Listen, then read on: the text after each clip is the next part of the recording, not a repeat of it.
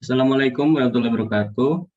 Kami dari kelompok 3 akan mempresentasikan hasil kerja kami, yaitu analisis perjalanan sekolah Kecamatan Genteng, Surabaya dengan menggunakan pendekatan 4-step model. Untuk anggotanya sendiri seperti berikut. Next. Untuk outline yang kami bikin ada pendahuluan, tinjauan kebijakan, profil wilayah perencanaan dan karakteristik transportasi, analisis dan pembahasan, potensi dan masalah, rencana pengembangan, dan penutup. Masuk ke pendahuluan. Yang pertama adalah latar belakang. Kecamatan Genteng merupakan salah satu kecamatan padat yang ada di Surabaya. Karena itulah diperlukan perencanaan transportasi untuk memperlancar kegiatan yang di dalamnya, terutama perjalanan pendidikan. Tujuan dan sasarannya, untuk tujuannya ada 5, yaitu dapat mengidentifikasi karakteristik traffic analysis zone atau TAZ, dapat melakukan analisis dan prediksi, dapat mengetahui potensi dan permasalahan, dapat menyusun rencana, memproyeksikan pola perjalanan dengan 4-step model, dan sasarannya adalah bisa membantu serta memberi masukan bagi pemerintah dan akademisi untuk dikembangkan bagi kedepannya.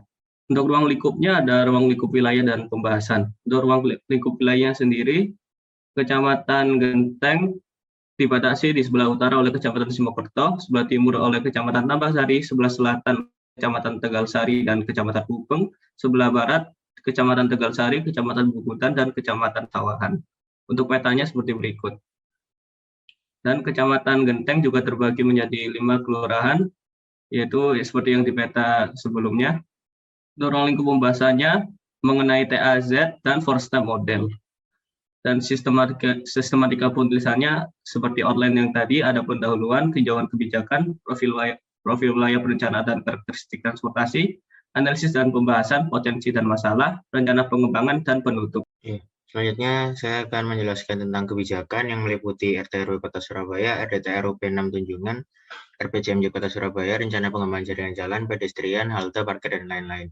Yang pertama ada RT/RW Kota Surabaya tahun 2014 sampai tahun 2034. Menurut RT/RW Kota Surabaya tahun 2014 sampai tahun 2034, perencanaan sistem transportasi darat di Kecamatan Genteng antara lain. Yang pertama, mengembangkan jaringan jalan secara berhierarki dengan mengutamakan peningkatan akses yang setara antara koridor utara, selatan, dan koridor timur barat. 2. Meningkatkan pelayanan angkutan umum penumpang dan barang dalam dan antar kota dengan mengutamakan angkutan umum massal. 3. Mengembangkan angkutan massal perkotaan berbasis jalan yang terintegrasi dengan moda transportasi lainnya. 4. Meningkatkan kualitas dan kuantitas terminal angkutan umum dan antar moda secara berhierarki. 5. Meningkatkan pelayanan prasarana pejalan kaki yang ramah bagi orang kebutuhan khusus dan sejalan dengan pengembangan jaringan jalan dan kawasan fungsional kota. 6. Mengembangkan dan meningkatkan kualitas prasarana dan sarana bagi moda transportasi kendaraan tidak bermotor yang terintegrasi dengan pengembangan jaringan jalan dan kawasan fungsional kota. 7. Mengembangkan transportasi sungai sebagai pendukung transportasi darat dan sarana wisata. Lalu ada RDTR UP 6 Tunjungan tahun 2018 sampai tahun 2038.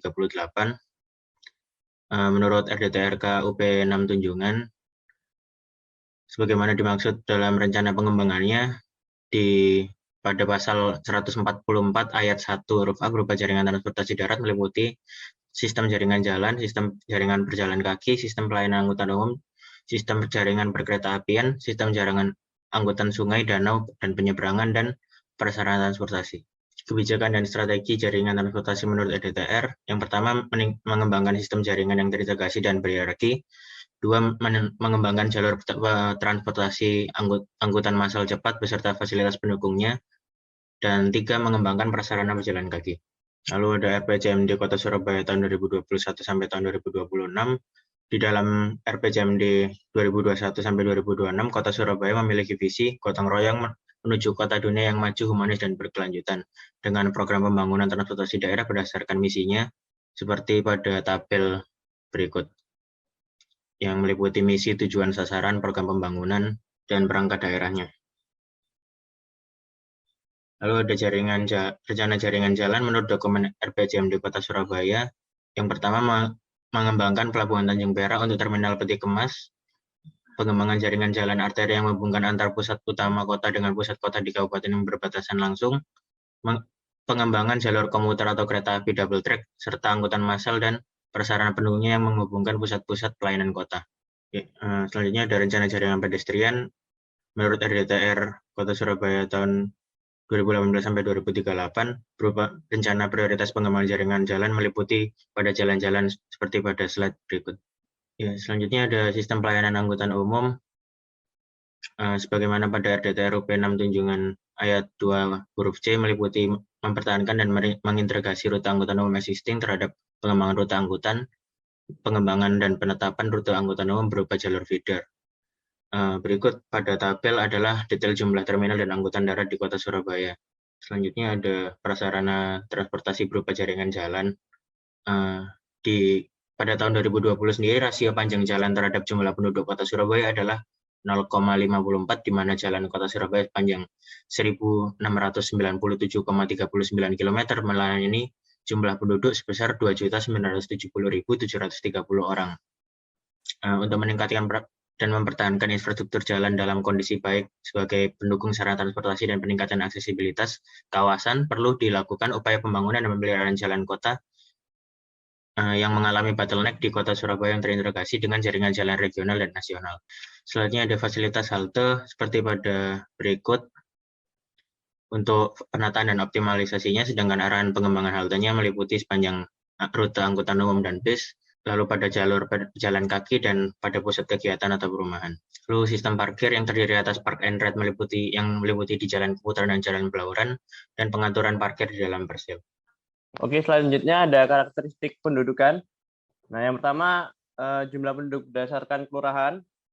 Di sini dapat terlihat kalau di Kapasari itu memiliki jumlah penduduk yang paling banyak, dan di Kecamatan Genteng ini per kelurahannya terjadi penurunan dari tahun 2019 sampai 2020, itu cukup drastis.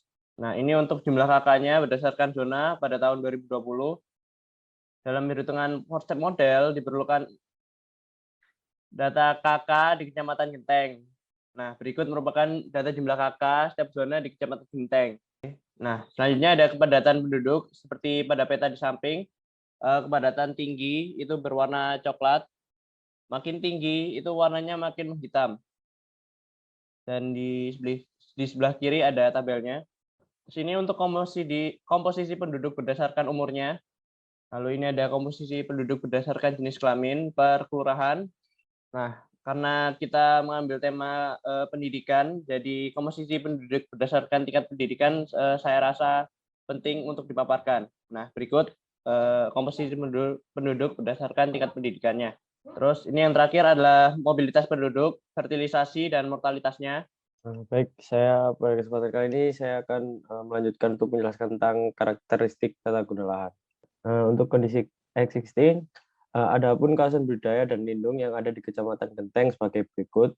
Yang pertama ada budidaya yang mencakup pemukiman, perdagangan dan jasa, perkantoran, fasilitas umum, dan juga peruntukan khusus.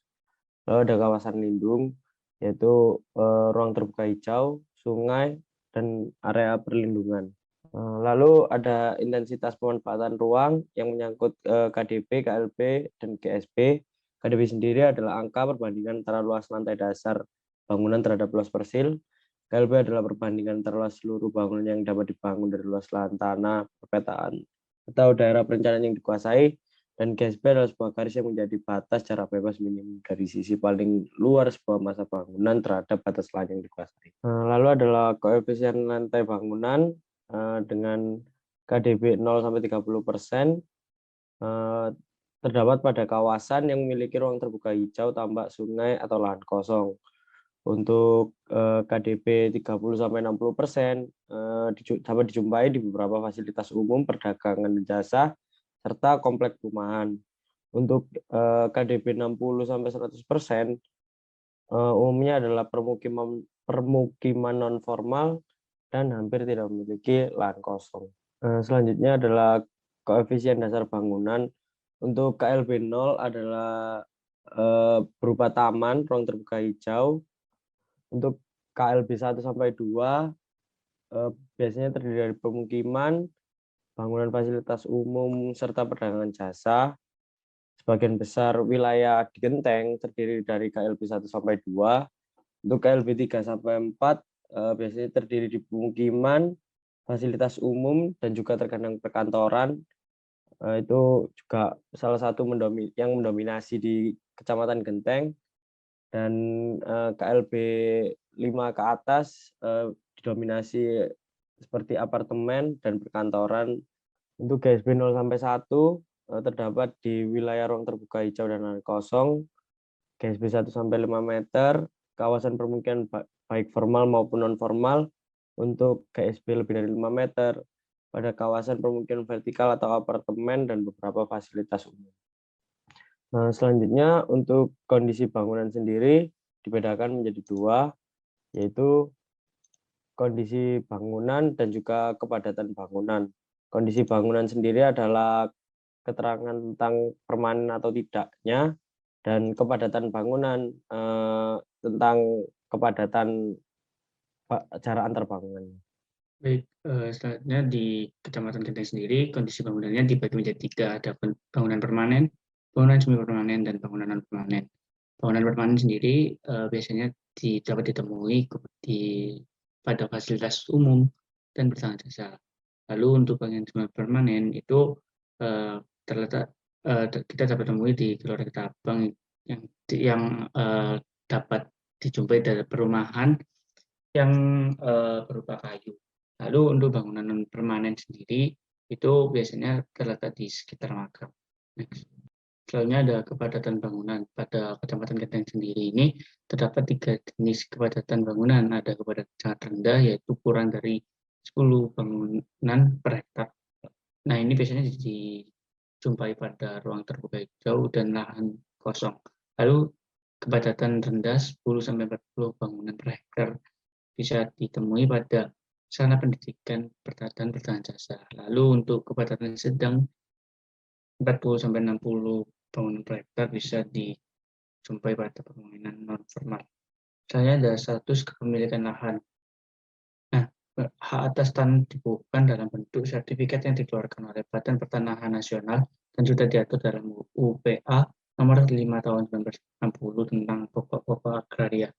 Pada Kecamatan Genteng sendiri ini terdapat 4 jenis status kepemilikan lahan, yaitu ada hak milik, hak guna bangunan, lalu ada hak pengelola lahan, dan hak pakai. Ini merupakan peta status kepemilikan lahan yang ada di Kecamatan Genteng. Baik, selanjutnya terkait karakteristik transportasi. Yang pertama ada fungsi dan pola jaringan. Nah, jaringan jalan untuk kawasan ini dapat dikatakan baik bila mampu mewadahi sirkulasi pergerakan manusia serta barang dan telah memenuhi beberapa indikator, yaitu yang pertama ada kelancaran, lalu keamanan, dan kenyamanan bagi penggunanya. Nah, pada Kecamatan Genteng, kondisi jalannya sudah cukup bagus, tidak ada hambatan samping yang terlalu besar, sehingga indikator di atas dapat terpenuhi dengan baik. Namun, tetap terdapat beberapa hambatan yang tidak begitu besar. Adapun fungsi jalan yang ada di Kecamatan Genteng antara lain, yang pertama ada arteri primer yang berjumlah 4. Untuk karakteristik arteri primer sendiri, yakni didesain berdasarkan kecepatan rencana paling rendah 60 km per jam, lalu lebar jalan paling sedikit 11 meter, dan mempunyai kapasitas yang lebih besar dari volume lalu lintas rata-rata. Untuk contoh jalannya berupa arteri primer adalah Jalan Stasiun Gubeng, Jalan Kapasari, Jalan Raya Gubeng, dan Jalan Kusuma Bangsa. Lalu yang kedua ada jalan arteri sekunder yang berjumlah 35. Adapun karakteristik untuk arteri sekunder yakni didesain berdasarkan kecepatan paling rendah 30 km per jam, lebar badan jalan paling sedikit 11 meter, dan mempunyai kapasitas yang lebih besar daripada volume lalu lintas rata-rata. Untuk jalan yang termasuk pada arteri sekunder antara lain ada Jalan Genteng Kali, Jalan Ambengan, dan Jalan Kali Anyar. Lalu untuk fungsi jalan selanjutnya yakni kolektor sekunder yang berjumlah 14. Adapun kriteria untuk kolektor sekunder ini yakni didesain berdasarkan kecepatan rencana paling rendah 20 km per jam, lebar badan jalan paling sedikit 9 meter, dan mempunyai kapasitas yang lebih besar daripada volume lalu lintas rata-rata. Untuk yang termasuk dalam kolektor sekunder antara lain ada Jalan Raya Karimun Jawa, Jalan Kombes Pol M. Duryat, Jalan Yosudarso, dan Jalan Gubeng Pojok. Lalu selanjutnya ada jalan lokal sekunder yang berjumlah 51 jalan. Jalan lokal sekunder sendiri memiliki kriteria, yakni didesain berdasarkan kecepatan rencana paling rendah 10 km per jam dengan lebar badan jalan paling sedikit 7,5 meter. Dan yang termasuk dalam jalan lokal sekunder sendiri ada Jalan Ngemplak, Jalan Embung Kemiri, Jalan Taman Apsari, dan Jalan Wijaya Kusuma. Lalu yang terakhir ada jalan lingkungan yang berjumlah 503 jalan. Untuk kriteria jalan lingkungan antara lain ada didesain berdasarkan kecepatan rencana paling rendah 10 km per jam, lalu lebar badan jalan paling sedikit 6,5 meter, dan diperuntukkan bagi kendaraan bermotor beroda 2 dan beroda 3. Adapun untuk jalan lingkungan di Kecamatan Genteng antara lain ada Jalan Kaca Piring, Jalan Gebong Asih, Jalan Ngaglik 2, Jalan Pasari 1, Jalan Genteng Dalam, dan lain sebagainya. Selanjutnya adalah geometri jalan. Jadi di sini kami membuat geometri jalan berdasarkan fungsi jalannya. Kemudian kondisi jaringan jalan. Jadi kondisi jaringan jalan dilihat dari dua aspek, yaitu material dan perkerasan jalan yang ada. Terdapat 3 tipe perkerasan jalan yang ada di wilayah Kecamatan Genteng, yaitu jalan aspal, jalan paving, dan jalan beton. Mayoritas jalan yang berada di Kecamatan Genteng difungsikan untuk menjadi lalu lintas cepat dan penghubung antara area primer dan area sekunder. Maka kondisi mayoritas jalan diperkeras dengan aspal. Mayoritas kondisi jalan sudah terawat dengan baik. Nah, berikut adalah contoh-contoh kondisi jaringan jalannya. Yang kami ambil contoh di sini itu perkerasannya sudah dalam bentuk aspal dan dalam keadaan baik. Maksudnya adalah pergerakan, jadi pola pergerakan merupakan fungsi dari tata guna lahan. Perubahan penggunaan lahan akan mempengaruhi pola pergerakan. Pola pergerakan dipengaruhi oleh lokasi daerah pembangkit dan daerah penarik. Daerah pembangkit pergerakan biasanya berupa kawasan permukiman, sedangkan daerah penarik biasanya berupa sekolah, perdagangan dan jasa, perkantoran, industri, dan kawasan objek wisata. Untuk mendukung pengembangan kawasan, setiap pusat kegiatan di UP Tunjungan dihubungkan dengan struktur jaringan jalan baik arteri primer, kolektor sekunder, dan lokal yang berpola grid. Baik, untuk sistem angkutan umum yang ada di Kecamatan Genteng terbagi menjadi 2, yaitu rute mikrolet atau line dan Surabaya Bus. Berikut merupakan kode trayek DA dengan jalan berangkat dan jalur kembalinya. Untuk warna lainnya sendiri berwarna kuning. Berikut detailnya. Dan berikut ada kode trayek MLK dan M. Untuk MLK sendiri berwarna biru tua dan M warna abu-abu. Berikut jalan berangkat dan jalur kembalinya. Dan yang 2 terakhir ada kode V dan W. Untuk kode V sendiri berwarna coklat dan W berwarna hijau toska. Berikut jalan berangkat dan jalur kembalinya. Dan untuk sistem angkutan umum terdapat 2 rute trayek Surabaya Bus yang ada di Kecamatan Genteng, yaitu trayek selatan ke arah utara PP dan barat ke timur PP. Untuk rutenya seperti berikut. Nah, fasilitas transportasi di Kecamatan Genteng terbagi 2, yaitu sarana transportasi dan prasarana transportasi. Untuk sarana transportasinya sendiri ada parkir off-street dan parkir on-street, yaitu ada di Jalan Embong Malang dan pada koridor jalan kawasan pendidikan Jalan Wijaya Kusuma. Seperti berikut. Dan untuk sarana kedua ada pedestrian atau jalur berjalan kaki, ada di Jalan Embong Malang, Jalan Basuki Rahmat, Jalan Urip Sumoharjo, Jalan Pangsut atau Panglima Sudirman, Jalan Praban, Jalan Tunjungan, Jalan Gubernur Surya, dan Jalan Pemuda. Ini linear dengan UP6 Tunjungan. Dan ada Jalan Genteng Kali, Jalan Kusuma Bangsa, dan tepian Sungai Kalimas. Untuk rambu lalu lintasnya ada rambu peringatan, dan ada rambu larangan, terus ada rambu petunjuk, dan rambu perintah.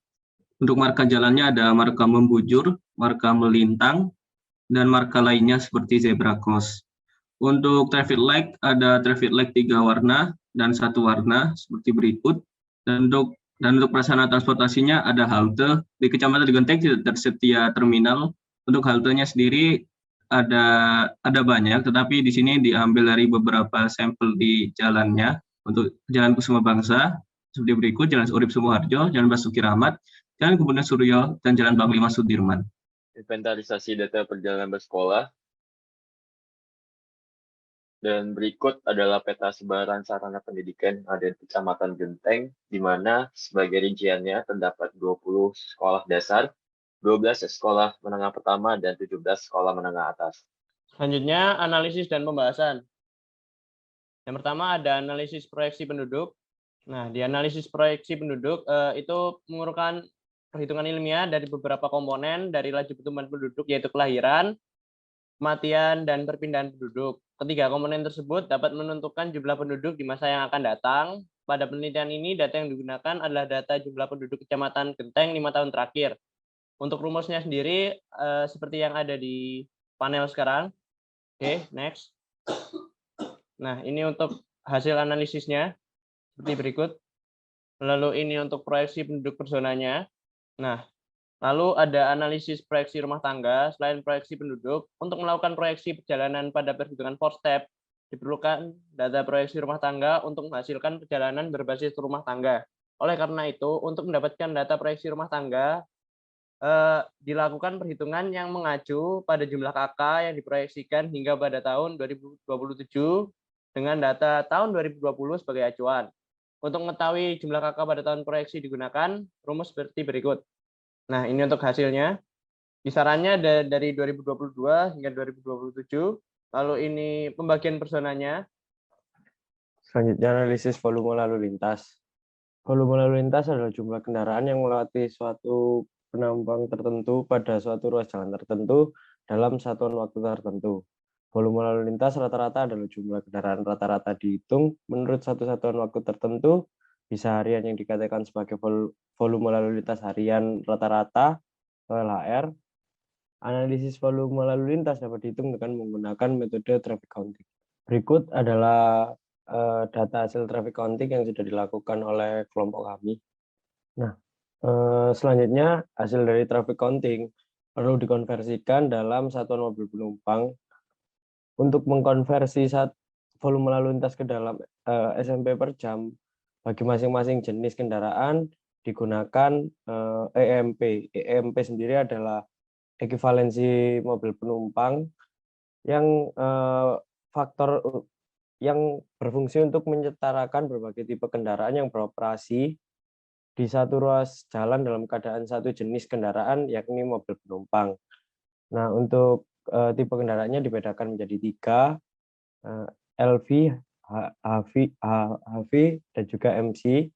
Dengan EMP LV adalah satu, heavy vehicle 1.3 dan MC 0,4. Selanjutnya adalah perhitungan arus lalu lintas atau Q. Hasil dari perhitungan jenis kendaraan MP-nya kemudian diakumulasi sehingga menjadi nilai tingkat arus lalu lintas di jalan tersebut. Berikut adalah hasil perhitungan. Selanjutnya adalah analisis kapasitas jalan. Jadi persamaan umum untuk menghitung kapasitas satu ruas jalan itu ada di metode Indonesia Highway Capacity Manual atau MKJI untuk daerah perkotaan. Nah, rumus yang digunakan itu adalah sebagai berikut: C sama dengan C0 dikali FCLJ dikali FCPA dikali FCHS dikali FCPA. Nah, untuk setiap faktor-faktornya ini sudah ada standarnya sesuai dengan MKJI. Nah, berikut adalah tabel kapasitas jalan beserta faktor-faktor yang harus diketahui dalam menghitung kapasitasnya, dan faktor-faktor ini sudah disesuaikan dengan MKJI. Untuk jalan-jalan yang diambil itu adalah titik di mana kami melakukan traffic counting. Ya, selanjutnya ada level of service atau LOS. Sebelum penentuan tingkat kinerja atau pelayanan jalan diperlukan perhitungan derajat kejenuhan atau DC pada masing-masing ruas jalan amatan. Derajat kejenuhan adalah ukuran utama yang digunakan untuk menentukan tingkat kinerja segmen jalan. Nilai derajat kejenuhan itu menunjukkan kualitas kinerja arus lalu lintas dan bervariasi antara 0 sampai 1, di mana yang mendekati nilai 0 menunjukkan arus yang paling tidak jenuh. Berikut di bawah ada rumus derajat kejenuhan, yaitu Q atau arus lalu lintas dibagi dengan C, yaitu kapasitas. Ya, di sini adalah tabel pengkelasan LOS berdasarkan jalan, arah lalu lintas, Q atau arus, C atau kapasitas, dan derajat kejenuhannya. Selanjutnya adalah traffic analysis zones. Nah, dalam menentukan TAZ ini ada beberapa hal yang dipertimbangkan, antara lain aksesibilitas, homogenitas land use, jaringan jalan, batas alam, dan ketersediaan sarana pendidikan. Dari pertimbangan tersebut didapatkan 12 TAZ seperti yang terlihat pada peta. Selanjutnya masuk ke dalam analisis konsep model. Yang pertama itu trip generation. Yang pertama ini terkait bangkitan, di mana untuk analisis bangkitan menggunakan SPSS. Jadi untuk uji normalitas di data bangkitan, sebelumnya data yang didapatkan ini didapatkan dari hasil home base questionnaire, dan dari hasil home base questionnaire ini dilakukan analisis lebih lanjut menggunakan SPSS. Dan untuk syarat pertama itu uji normalitas pada data bangkitan, di mana data telah terdistribusi secara normal. Kemudian lanjut ke uji R-square, di mana uji R-square ini menunjukkan seberapa baik variabel-variabel bebas dalam memprediksikan hasil. Jadi semakin mendekati nilainya 1, maka semakin kuat variabel bebas memprediksikan variabel tingkat. Dan untuk hasil dari pemodelan di data bangkitan, model ketiga ini merupakan model yang paling fit karena memiliki nilai R-square yang paling tinggi di antara model lainnya. Kemudian masuk ke uji multikolinearitas, di mana pada model ketiga, di mana tadi merupakan model yang paling fit ini memiliki nilainya yang nilai toleransi yang lebih dari 0,1 dan nilai PIF yang kurang dari 10, sehingga pada model ketiga variabel ini lolos uji multikolinearitas. Selanjutnya adalah uji heterokedastisitas, di mana untuk syaratnya adalah sebagai berikut dan didapatkan hasil bahwa ketiga variabel ini dapat dinyatakan lolos uji heterokedastisitas. Selanjutnya adalah uji F, karena berbicara pada model 3, maka model ini dapat dinyatakan juga sebagai lolos uji F karena memiliki nilai signifikansi yang kurang dari 0,05, yaitu nilainya 0, sehingga model dapat dinyatakan layak. Dan di uji T, ini juga di model ketiga variabel lolos uji karena memiliki nilai signifikansi yang kurang dari 0,05. Dan kesimpulannya dari 6 uji statistik dan uji klasik yang dilakukan, 3 variabel, yaitu pada model ketiga ini lolos uji semua. Dan untuk persamaan regresi untuk bangkitannya sendiri adalah di mana Y sama dengan min 7,78 kali 10 pangkat min 16 ditambah 0,445 dikali dengan data variabel 3 ditambah 0,319 dikali dengan variabel 2 dan ditambah 0,267 dikali variabel 1. Untuk penjelasan di setiap variabel atau simbologinya tertera di sebagai berikut. Kemudian untuk yang kedua adalah terkait analisis tarikan. Untuk data tarikan sendiri, ini adalah data yang untuk menghitung berapa banyak orang yang tertarik dalam melakukan perjalanan bersekolah di Kecamatan Genteng. Dan untuk di uji normalitas yang pertama, itu data telah terdiskusi secara normal. Kemudian di uji R-square, terdapat 2 model yang dihasilkan, di mana model yang paling memiliki nilai yang paling tinggi itu adalah model kedua, karena memiliki nilai sejumlah 0,903 yang hampir mendekati 1, sehingga dapat disimpulkan bahwa model sangat layak atau memiliki ketepatan yang sangat tinggi. Di uji multikolinearitas untuk model kedua, ini kedua variabel dapat disimpulkan lolos uji multikolinearitas karena memiliki nilai toleransi yang lebih dari 0,1 dan nilai BIF yang kurang dari 10. Untuk uji heteroskedastisitas, untuk syaratnya sebagai berikut dan didapatkan bahwasanya pada model yang terhasilkan itu ternyata variabel kedua mengalami gejala heteroskedasitas dan otomatis untuk kedepannya atau dalam penggunaan dalam persamaannya, maka variabel kedua akan dieliminasi dari model regresi. Untuk di uji F, model analisis dinyatakan layak karena baik model 1 dan 2 memiliki nilai yang signifikansi lebih kurang dari 0,05. Dan di uji T, baik model 1 dan 2 juga memiliki nilai signifikansi yang kurang dari 0,05. Sehingga kesimpulannya dari hasil uji statistik dan uji klasik yang dilakukan dari 3 variabel, ternyata variabel kedua ini tidak lolos uji dan didapatkan model pertama yaitu hanya lolos yang uji variabel 1. Sehingga didapatkan persamaan regresinya sebagai berikut, di mana model 1 ini yang tertera adalah variabel 3, yaitu variabel 3 adalah jumlah guru dalam satu sekolah, sehingga dalam penentuan jumlah siswa yang berangkat dalam perjalanan bersekolah di Kecamatan Genteng itu ditentukan oleh jumlah guru dalam satu sekolah. Dan untuk data bangkitan yang sebelumnya, ini yang didapatkan dari hasil home based questionnaire adalah sebagai berikut, di mana untuk variabel 1 adalah penghasilan gabungan orang tua per bulan dalam 1 KK, untuk variabel 2 jumlah anggota keluarga dalam 1 KK, dan variabel 3 adalah jumlah kendaraan bermotor dalam 1 KK. Sedangkan untuk data tarikannya, untuk variabel 1 adalah 2 sekolah, variabel 2 jumlah kelas, dan variabel 3 jumlah guru dalam 1 sekolah.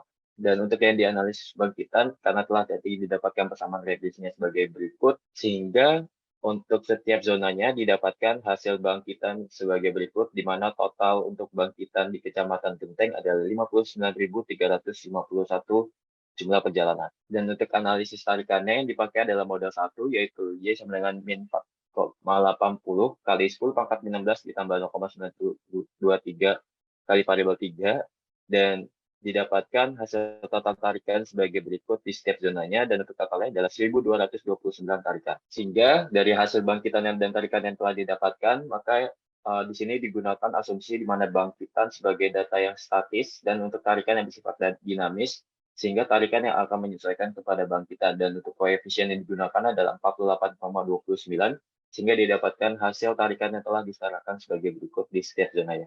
Baik, kita masuk ke trip distribution, yaitu four-step modeling yang kedua. Trip distribution merupakan suatu analisis yang digunakan untuk mengetahui pola distribusi atau sebaran pergerakan dari suatu zona ke zona lainnya. Analisis ini akan membantu mengetahui bagaimana infrastruktur yang dibutuhkan tiap antar zona, dan mengetahui pemodelan manajemen lalu lintas, karena dalam trip distribution ini akan mengetahui besar interaksi antar zona yang ada. Penelitian ini menggunakan metode gravity double constraint karena sudah memiliki data bangkitan dan tarikan. Berikut tahapan matriksnya. Untuk matriks impedance sendiri menggunakan travel cost menurut waktu tempuh berdasarkan satuan menit dari sentroid suatu zona ke zona lainnya. Tadi dapatkan matriks impedance seperti berikut.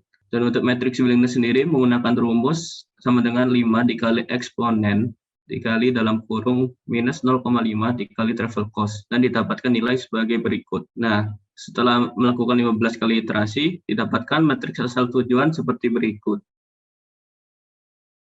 Bisa diketahui bahwa perjalanan terbanyak itu berasal dari zona 9 ke zona 7. Dalam proyeksi moda split mempunyai langkah yang sama dengan analisis moda split. Pada proyeksi ini dilakukan untuk 5 tahun ke depan, yaitu 2027 dan menggunakan input proyeksi trip distribution tahun 2027. Adapun rumus perhitungan moda split sebagai berikut. Matriks asal tujuan dikali nilai satuan mobil penumpang SMP per jam dikali asumsi persentase. Dengan keterangan nilai SMP untuk kendaraan roda 2 sebesar 0,4 dan nilai SMP untuk kendaraan roda 4 sebesar 1. Matriks pergerakan motor.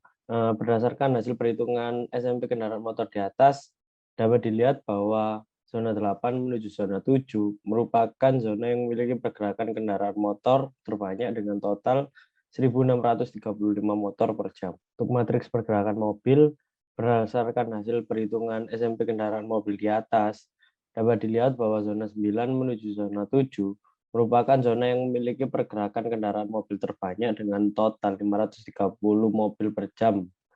Selanjutnya, kedua tabel perhitungan SMP motor dan mobil ini akan digabung sehingga dapat dilihat secara total pergerakan kendaraan per zona. Untuk matriks moda split existing, setelah menggabungkan kedua tabel perhitungan SMP motor dan mobil, maka dapat dilihat hasil bahwa proyeksi pergerakan yang paling banyak adalah pergerakan dari zona 8 menuju zona 7, yaitu sebesar 1.635 pergerakan. Selanjutnya, proyeksi trip assignment. Nah, ini untuk peta trip assignment proyeksinya. Bisa dilihat dari network analyze dilakukan pada software ArcGIS, didapatkan panah hijau itu 0 sampai 200, panah biru itu 200 sampai 500, panah kuning itu 500 sampai 1000, panah orange itu 1000 sampai 2000, lalu untuk panah merah itu 2000 sampai 4600. Nah, ini untuk tabelnya, tabel trip assignment proyeksinya per jalan yang dilakukan traffic counting.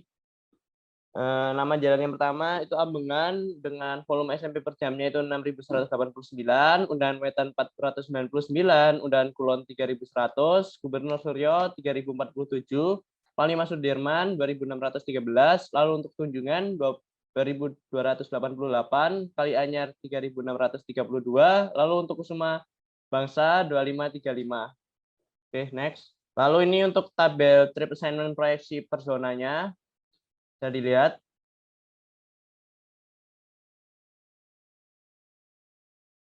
Terus.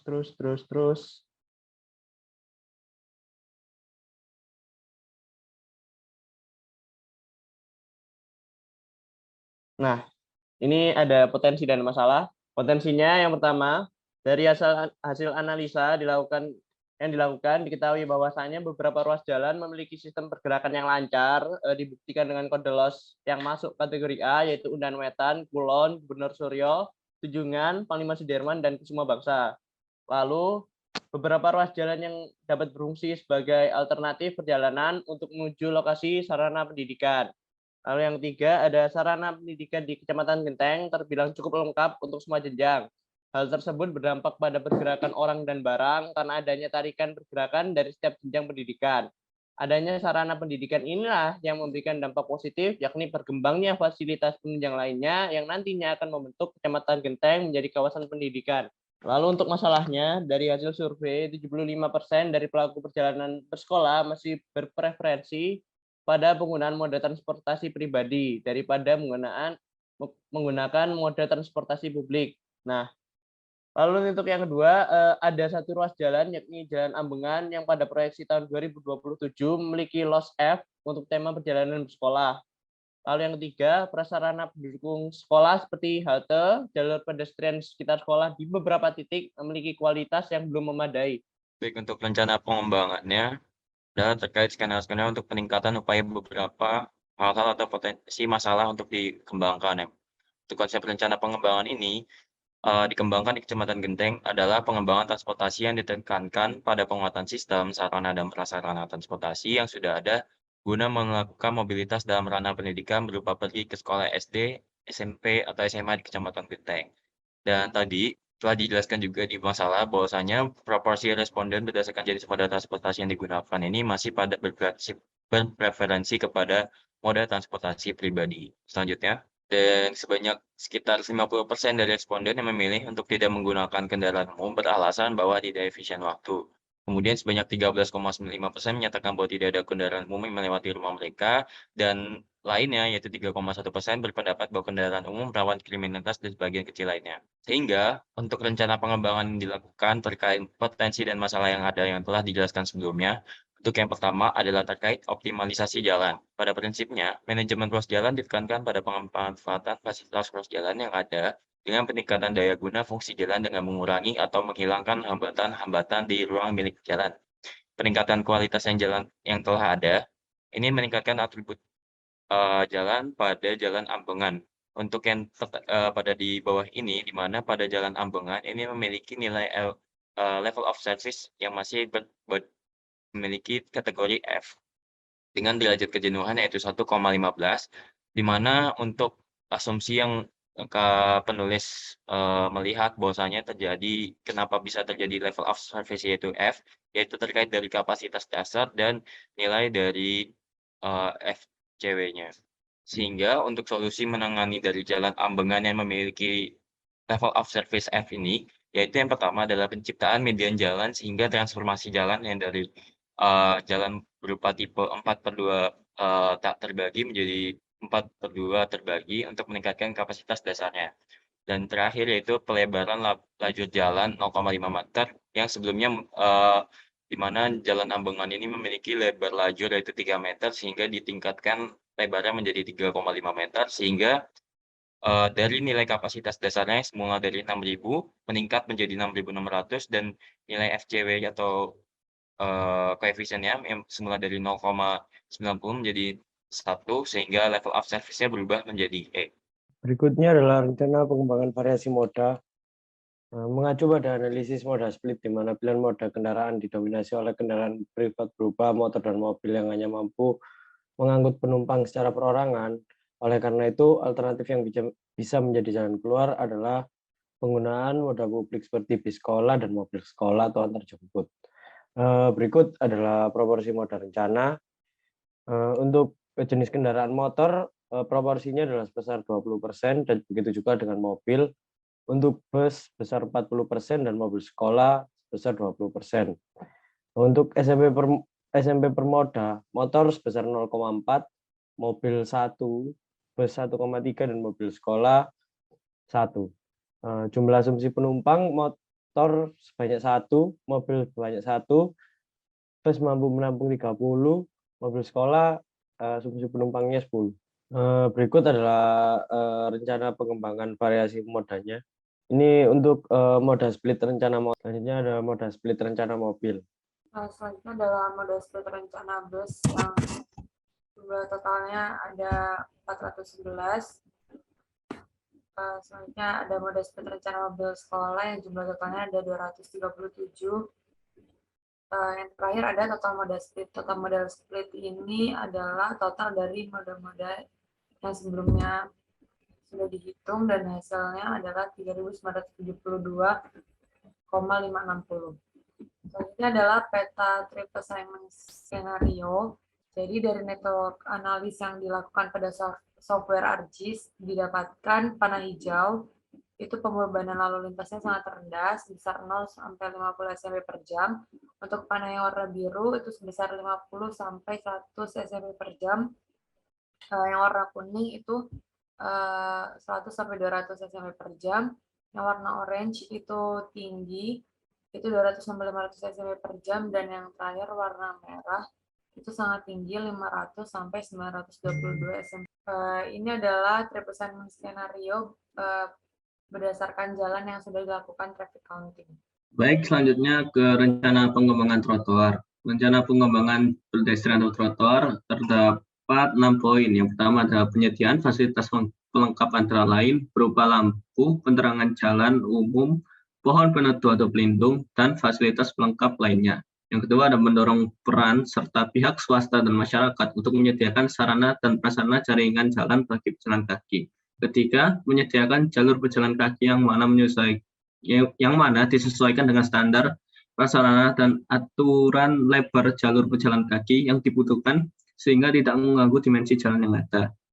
Keempat, revitalisasi jalur pedestrian yang rusak. Kelima, penertiban pedagang kaki lima yang berjalan di trotoar. Keenam, dimensi trotoar disesuaikan dengan kondisi lingkungan dan pengguna jalan tersebut. Ukuran lebar minimal 122 cm untuk jalan satu arah.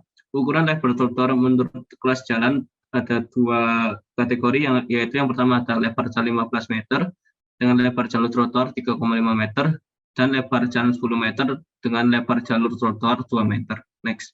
Untuk rencana pengembangan trotoar sendiri di Kecamatan Genteng kita fokuskan ke sekitar kawasan pendidikan dimulai dari SD, SMP, dan SMA. Berikut detail lokasinya dan kondisi trotoar existingnya. Yang kedua ada rencana penyediaan halte pemberdayaan angkutan umum, yaitu penataan dan optimalisasi fungsi halte terdiri atas halte Urip Sumoharjo, halte Basuki Rahmat, halte Basra TP, halte Panglima Sudirman, halte Kusuma Bangsa. Pengembangan halte meliputi 4 poin. Yang pertama ada pembangunan halte di Jalan Undaan Kulon, Undaan Wetan, Peneleh, Jagalan, Kapasari, Kalianyar, Pecindilan, Genteng Kali, dan Pandegiling. Yang kedua ada pengembangan halte sepanjang rute umum dan bus. Yang ketiga ada pengembangan halte pada sepanjang jalur pedestrian. Yang keempat ada pengembangan halte pada pusat kegiatan atau perumahan untuk mengakomodasi perjalanan. Dan berikut adalah visualisasi gambar rencana pengembangan halte. Baik, selanjutnya adalah peningkatan kualitas fasilitas pendidikan kursus atau pendidikan kontrol. Kursus yang perlu ditingkatkan penggunaannya pada beberapa sekolah di Kecamatan Genteng. Salah satunya berada di depan SMA Negeri 5 Surabaya. Dengan meningkatkan kualitas pendidikan kursus ini, diharapkan dapat mewujudkan penyembangan jalan yang nyaman serta terintegrasi dengan baik sehingga aman untuk digunakan. Selanjutnya adalah pengembangan rambu-rambu lalu lintas.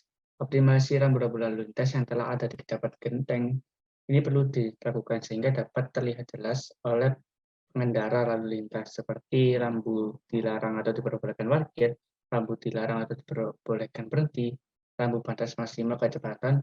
Nah, ini untuk rambu batas maksimal kecepatan diutamakan pada kawasan pendidikan atau sekolah. Ya, selanjutnya ada skenario peningkatan rute capaian angkutan umum ke sekolah. Diperlukan suatu rencana pengembangan rute jalan agar perjalanan yang dilakukan menjadi lebih efisien dalam segi waktu, jarak, dan biaya. Rencana pengembangan rute berupa rute bus sekolah ini disesuaikan dengan wilayah permukiman dengan titik berangkat di masing-masing kantor kelurahan di Kecamatan Genteng dengan pemberhentian yaitu di sekolah-sekolah di Kecamatan Genteng. Untuk melaksanakan hal ini, dilakukan rencana penambahan halte sebanyak 13 unit atas dasar pertimbangan arahan pengembangan halte menurut pasal 145 ayat 9 RDTRU P6 Tunjungan 2018 sampai 2038 tentang pengembangan halte, dan rencananya jumlah armada bus sekolah yang beroperasi sebanyak 3 bus dengan waktu keberangkatan dari kantor kelurahan pukul 5.30, 5.45, dan pukul 6 waktu Indonesia bagian Barat, dan masing-masing rute divisualisasikan melalui peta pada slide selanjutnya. Nah, berikut merupakan rincian untuk skenario peningkatan rute capaian angkutan umum ke sekolah yang memuat titik awal, sekolah yang dilayani, titik akhir, dan rute. Untuk titik awal dipilih kantor kelurahan di Kecamatan Genteng, sedangkan untuk titik akhir merupakan sekolah yang terakhir dilewati dalam rute, dan kembali lagi ke kantor kelurahan. Dalam memilih lokasi sekolah untuk setiap rute digunakan analisis closest facility dengan software ArcGIS. Yang selanjutnya dilakukan penyesuaian rute supaya dapat melayani sekolah-sekolah tersebut. Untuk contohnya di sini ada titik awal Kelurahan Embong Kali Asin dengan sekolah yang akan dilalui atau dilayani, yakni SMA Negeri 6 Surabaya, SD Kali Asin 1, SMA Swasta Trimurti, SMP PGRI 8, SD Kali Asin 7, Happy Family School, SMP Kristen Petra 2. Dengan rute yang akan direncanakan yakni Jalan Embong Sawo, lalu menuju Jalan Basuki Rahmat, Jalan Gubernur Suryo, Jalan Panglima Sudirman, Jalan Basuki Rahmat kembali, dan Jalan Cepaka. Begitupun untuk rute selanjutnya. Mungkin bisa di next. Dan lalu yang terakhir ada Koran Genteng. Dengan rute Jalan Genteng Kali, Jalan Tunjungan, Jalan Gubernur Suryo, dan Jalan Simpang Dukuh. Mungkin bisa. Selanjutnya ada indikasi program dan kegiatan pengembangan transportasi. Adapun untuk program dan kegiatan pengembangan ini direncanakan mulai tahun 2023 hingga 2027. Untuk yang pertama ada program optimalisasi jalan yang direncanakan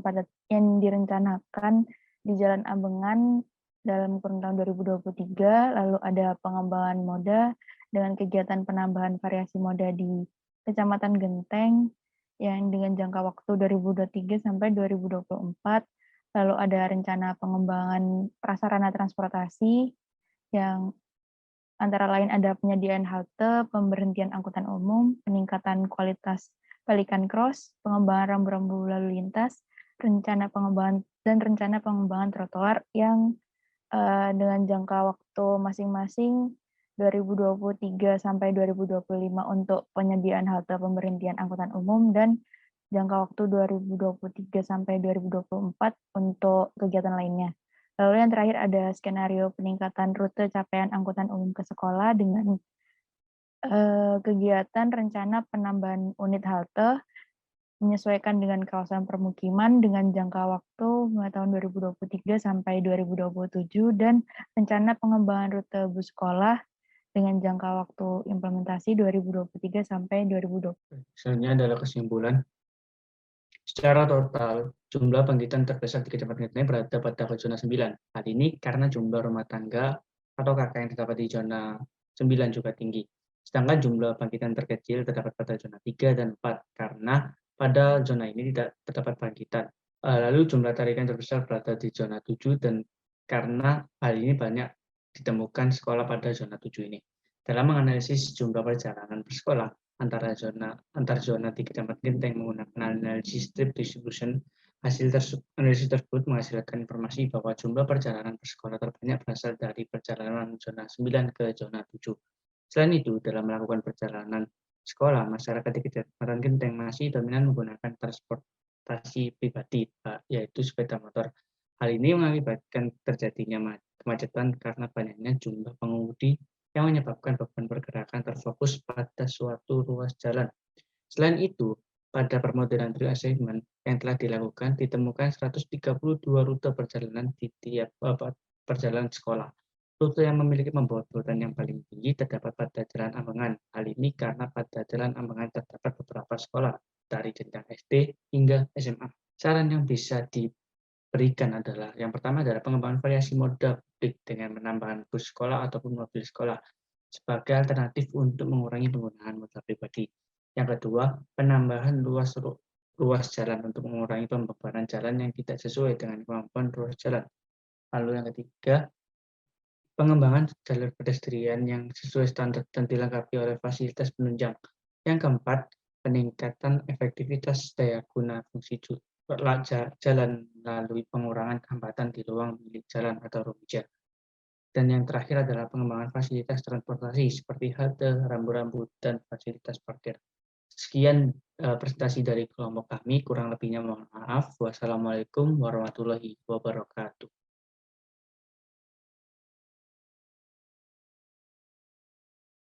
Selanjutnya ke rencana pengembangan trotoar. Rencana pengembangan pedestrian atau trotoar terdapat 6 poin. Yang pertama adalah penyediaan fasilitas pelengkap antara lain berupa lampu, penerangan jalan umum, pohon peneduh atau pelindung, dan fasilitas pelengkap lainnya. Yang kedua ada mendorong peran serta pihak swasta dan masyarakat untuk menyediakan sarana dan prasarana jaringan jalan bagi pejalan kaki.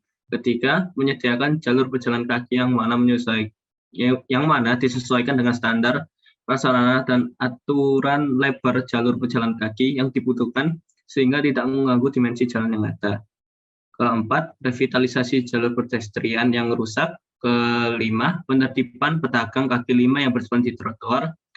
Keenam, dimensi trotoar disesuaikan dengan kondisi lingkungan dan pengguna jalan tersebut. Ukuran lebar minimal 122 cm untuk jalan satu arah. Ukuran lebar trotoar menurut kelas jalan ada dua kategori, yaitu yang pertama ada lebar jalan 15 meter dengan lebar jalur trotoar 3,5 meter dan lebar jalan 10 meter dengan lebar jalur trotoar 2 meter. Next. Untuk rencana pengembangan trotoar sendiri di Kecamatan Genteng kita fokuskan ke sekitar kawasan pendidikan dimulai dari SD, SMP, dan SMA. Berikut detail lokasinya dan kondisi trotoar existingnya. Next. Yang kedua ada rencana penyediaan halte pemberdayaan angkutan umum, yaitu penataan dan optimalisasi fungsi halte terdiri atas halte Urip Sumoharjo, halte Basuki Rahmat, halte Basra TP, halte Panglima Sudirman, halte Kusuma Bangsa. Pengembangan halte meliputi 4 poin. Yang pertama ada pembangunan halte di Jalan Undahan Kulon, Undahan Wetan, Peneleh, Jagalan, Kapasari, Kalianyar, Pecindilan, Genteng Kali, dan Pandegiling. Yang kedua ada pengembangan halte sepanjang rute umum dan bus. Yang ketiga ada pengembangan halte pada sepanjang jalur pedestrian. Yang keempat ada pengembangan halte pada pusat kegiatan atau perumahan untuk mengakomodasi perjalanan. Dan berikut adalah visualisasi gambar rencana pengembangan halte.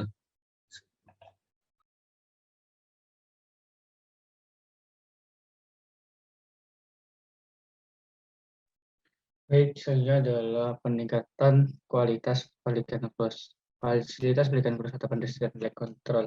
Kursus yang perlu ditingkatkan penggunaannya pada beberapa sekolah di Kecamatan Genteng. Salah satunya berada di depan SMA Negeri 5 Surabaya. Dengan meningkatkan kualitas berikan kursus ini, diharapkan dapat mewujudkan penyembangan jalan yang nyaman serta terintegrasi dengan baik sehingga aman untuk digunakan. Next. Selanjutnya adalah pengembangan rambu-rambu lalu lintas.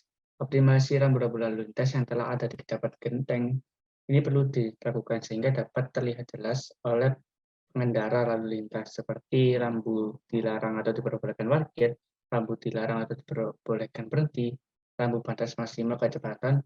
Nah, ini untuk rambu batas maksimal kecepatan diutamakan pada kawasan pendidikan atau sekolah.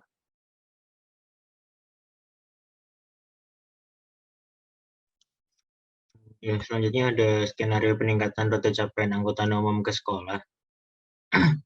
Diperlukan suatu rencana pengembangan rute jalan agar perjalanan yang dilakukan menjadi lebih efisien dalam segi waktu, jarak, dan biaya. Rencana pengembangan rute berupa rute bus sekolah ini disesuaikan dengan wilayah permukiman dengan titik berangkat di masing-masing kantor kelurahan di Kecamatan Genteng dengan pemberhentian yaitu di sekolah-sekolah di Kecamatan Genteng. Untuk melaksanakan hal ini, dilakukan rencana penambahan halte sebanyak 13 unit atas dasar pertimbangan arahan pengembangan halte menurut pasal 145 ayat 9 RDT RUP 6 Tunjungan 2018 sampai 2038 tentang pengembangan halte dan rencananya jumlah armada bus sekolah yang beroperasi sebanyak 3 bus dengan waktu keberangkatan dari kantor kelurahan pukul 5.30, 5.45, dan pukul 6 waktu Indonesia bagian Barat dan masing-masing rute divisualisasikan melalui peta pada slide selanjutnya. Jadi next.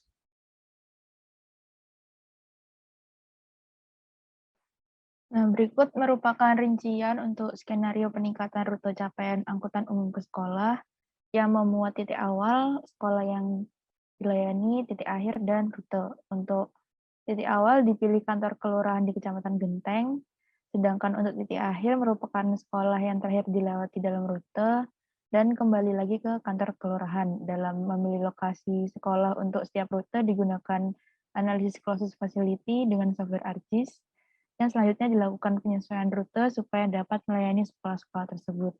Untuk contohnya di sini ada titik awal Kelurahan Embong Kali Asin dengan sekolah yang akan dilalui atau dilayani yakni SMA Negeri 6 Surabaya, SD Kali Asin 1, SMA Swasta Trimurti, SMP PGRI 8, SD Kali Asin 7, Happy Family School, SMP Kristen Petra 2. Dengan rute yang akan direncanakan yakni Jalan Embong Sawo, lalu menuju Jalan Basuki Rahmat, Jalan Gubernur Suryo, Jalan Panglima Sudirman, Jalan Basuki Rahmat kembali, dan Jalan Cepaka.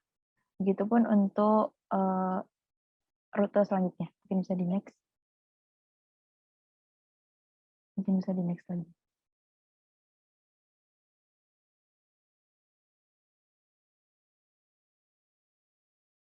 Mungkin bisa di next. Dan lalu yang terakhir ada Koran Genteng. Dengan rute Jalan Genteng Kali, Jalan Tunjungan, Jalan Gubernur Suryo, dan Jalan Simpang Dukuh. Mungkin bisa.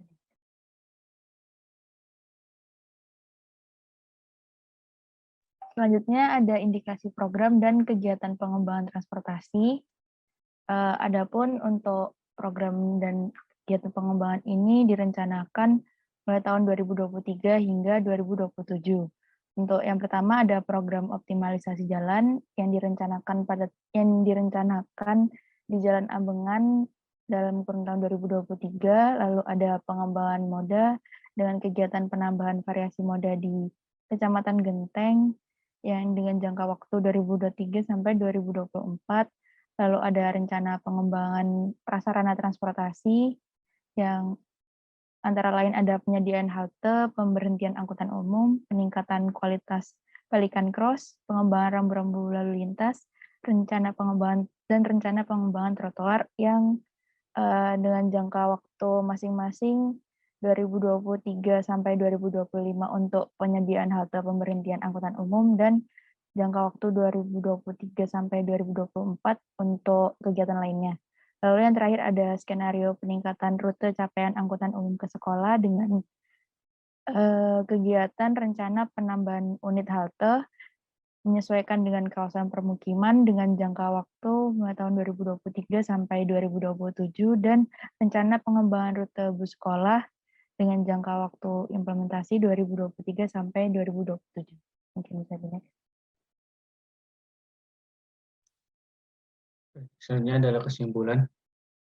Secara total, jumlah penggiatan terbesar di Kecamatan Genteng berada pada zona 9. Hal ini karena jumlah rumah tangga atau KK yang terdapat di zona 9 juga tinggi. Sedangkan jumlah bangkitan terkecil terdapat pada zona 3 dan 4 karena pada zona ini tidak terdapat bangkitan.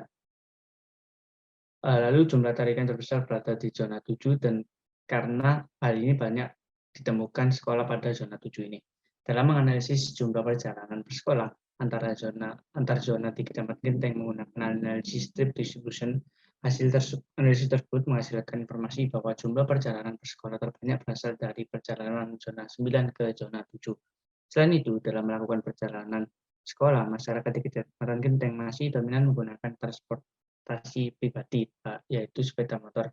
Hal ini mengakibatkan terjadinya kemacetan karena banyaknya jumlah pengemudi yang menyebabkan beban pergerakan terfokus pada suatu ruas jalan. Selain itu, pada permodelan reassessment yang telah dilakukan, ditemukan 132 rute perjalanan di tiap perjalanan sekolah. Rute yang memiliki pembobotan yang paling tinggi terdapat pada Jalan Ambengan. Hal ini karena pada Jalan Ambengan terdapat beberapa sekolah, dari jenjang SD hingga SMA. Saran yang bisa diberikan adalah, yang pertama adalah pengembangan variasi moda publik dengan menambahkan bus sekolah ataupun mobil sekolah sebagai alternatif untuk mengurangi penggunaan moda pribadi. Yang kedua, penambahan ruas jalan untuk mengurangi pembebanan jalan yang tidak sesuai dengan kemampuan ruas jalan. Lalu yang ketiga, pengembangan jalur pedestrian yang sesuai standar dan dilengkapi oleh fasilitas penunjang. Yang keempat, peningkatan efektivitas daya guna fungsi jalan melalui pengurangan hambatan di ruang milik jalan atau rumija. Dan yang terakhir adalah pengembangan fasilitas transportasi seperti halte, rambu-rambu, dan fasilitas parkir. Sekian presentasi dari kelompok kami, kurang lebihnya mohon maaf. Wassalamualaikum.